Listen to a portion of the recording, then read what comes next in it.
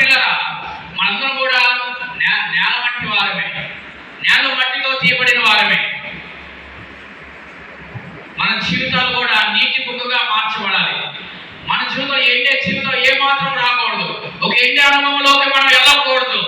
ఏ పరిస్థితుల్లో కూడా మనం కూడా, ఏ సమస్య ద్వారా కూడా, ఏ ఇబ్బంది ద్వారా కూడా, ఏ బలహీనత ద్వారా కూడా మనం ఎండిపోవడానికి వీలుగా ఉండకూడదు. హల్లెలూయా. కొన్ని ఉత్సాహాలు మనం ధ్యానించుకుందాం.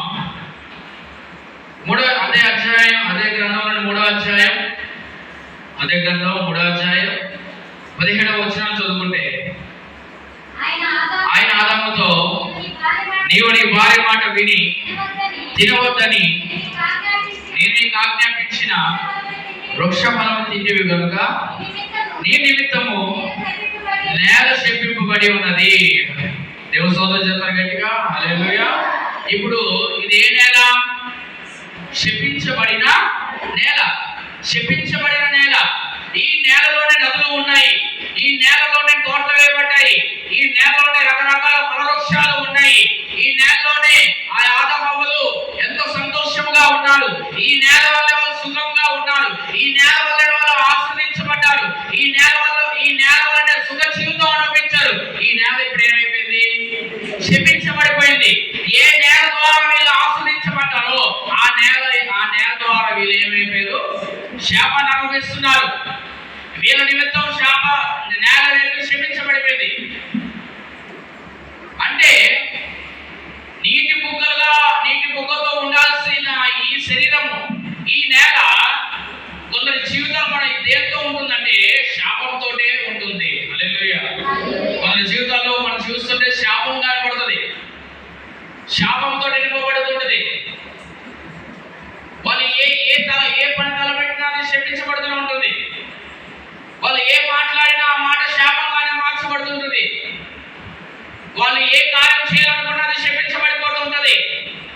కారణము వాళ్ళు ఈ మాటలు వినడం బట్టి.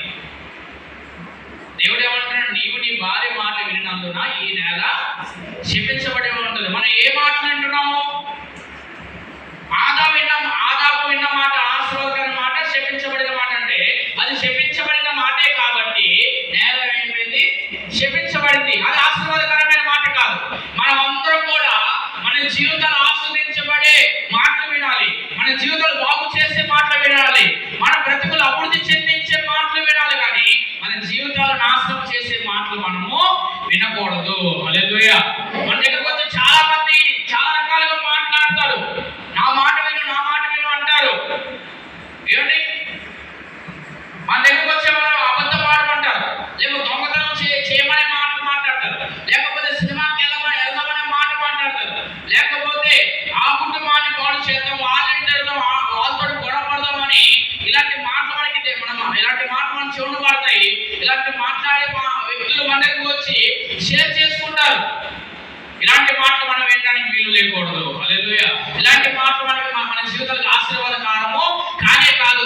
ఇలాంటి మాటలు మన బ్రతుకుల్ని అభివృద్ధిలోకి నడిపించబడవు, కానీ దేవుడి మాటలే మనం ఆస్వాదించబడేటట్టుగా చేస్తాయి. హల్లెలూయా. దేవుడి మాటలే మన జీవితాన్ని ఆశీర్వాదకరంగా మార్చబడతాయి. అందుకే మన జీవితంలోని ఎవరి మాట వలన మనము శపించబడకూడదు. హల్లెలూయా. ఎవరి ఆలోచనలు బట్టి మన జీవితానికి శాపం రాకూడదు.